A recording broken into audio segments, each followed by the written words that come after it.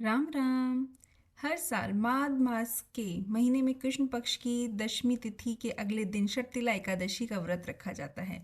ज्योतिष गणना के अनुसार इस साल 6 फरवरी को शर्तिला एकादशी है। इस दिन भगवान विष्णु को समर्पित होता है। इस दिन साधक शर्तिला एकादशी का व्रत रख भगवान विष्णु और माँ लक्ष्मी की पूजा करते हैं। माना जाता है कि बिना शर्तिला एकादशी की कथा का पाठ किए एकादशी व्रत संपूर्ण नहीं होता। इसलिए मैं दीपिका राठौड़ आप सभी भक्तों के लिए शर्तिला एकादशी व्रत की संपूर्ण कथा लेकर आई हूँ।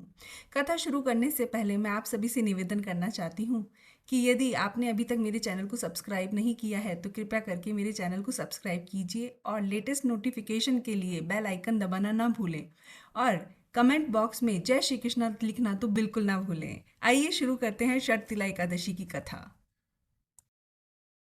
एक बार नारद जी ने भगवान विष्णु से शर्तिला एकादशी का महत्व पूछा। वे बोले, हे प्रभु, आप मेरा प्रणाम स्वीकार करें। शर्तिला एकादशी के उपवास का क्या पुण्य है, उसकी क्या कथा है, कृपया कर मुझसे बताएं। नारद जी की प्रार्थना सुन भगवान श्री विष्णु ने कहा, हे नारद, मैं तुम्हें प्रत्यक्ष देखा सत्य व्यक्ता सुनाता हूँ, ध्यान पूर्वक श्रवण करो। बहुत पहले मृत्युलोक में एक ब्राह्मणी रहती थी। वह सदा व्रत उपवास किया करती थी। एक बार वह 1 मास तक उपवास करती रही। इससे उसका शरीर बहुत कमजोर हो गया। वह अत्यंत बुद्धिमान थी, फिर भी उसने कभी देवताओं तथा ब्राह्मणों के निमित्त अन्न का दान नहीं किया। मैंने चिंतन किया कि इस ब्राह्मणी ने उपवास आदि से अपना शरीर तो पवित्र कर लिया है तथा इसको वैकुंठ लोक की प्राप्त भी हो जाएगा, किंतु इसने कभी अन्न दान नहीं किया है। अन्न के बिना जीवन की तृप्ति नहीं होना कठिन है। ऐसा चिंतन कर मैं मृत्युलोक में गया और ब्राह्मणी से अन्न की भिक्षा मांगी। इस पर उस ब्राह्मणी ने कहा, हे योगीराज, आप यहाँ किस लिए पधारे हैं? मैंने कहा, मुझे भिक्षा चाहिए। इस पर उसने मुझे एक मिट्टी का पिंड दे दिया। मैं उस पिंड को लेकर स्वर्ग लौट आया। कुछ समय व्यतीत होने पर वह ब्राह्मणी शरीर त्याग कर स्वर्ग आई। मिट्टी के पिंड के प्रभाव से उसे उस जगह एक आम वृक्ष सहित घर मिला, किंतु उसने उस घर को अन्य वस्तुओं से खाली पाया। वह घबराई हुई मेरे पास आई और बोली, हे प्रभु, मैंने अनेक व्रत आदि से आपका पूजन किया, किंतु फिर भी मेरा घर वस्तुओं से रिक्त है। इसका क्या कारण है?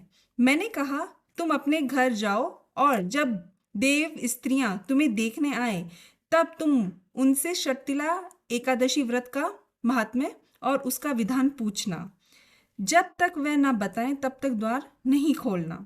प्रभु के ऐसे वचन सुन वह अपने घर गई और जब देव स्त्रियां आई और द्वार खोलने के लिए कहने लगी, तब उस ब्राह्मणी ने कहा, यदि आप मुझे देखने आई हैं तो पहले मुझे शर्तिला एकादशी का महात्म्य बताएं।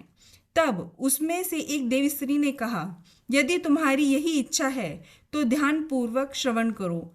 मैं तुमसे एकादशी व्रत और उसका महात्म्य विधान सहित कहती हूँ। जब उस देव स्त्रियों ने शर्तिला एकादशी का महात्म्य सुना दिया, तब उस ब्राह्मणी ने द्वार खोल दिया। देव स्त्रियों ने ब्राह्मणी को सब स्त्रियों से अलग पाया। उस ब्राह्मणी ने भी देव स्त्रियों के कहे अनुसार शर्तिला एकादशी का उपवास किया और उसके प्रभाव से उसके घर धन धान्य से भर गया। अतः हे पात्र, मनुष्य को अज्ञान को त्याग कर शर्तिला एकादशी का उपवास करना चाहिए। इस एकादशी व्रत के करने वालों को जन्म जन्म की निरोगता प्राप्त होती है। इस उपवास से मनुष्य के सभी पाप नष्ट हो जाते हैं। बोलिए जय श्री कृष्णा।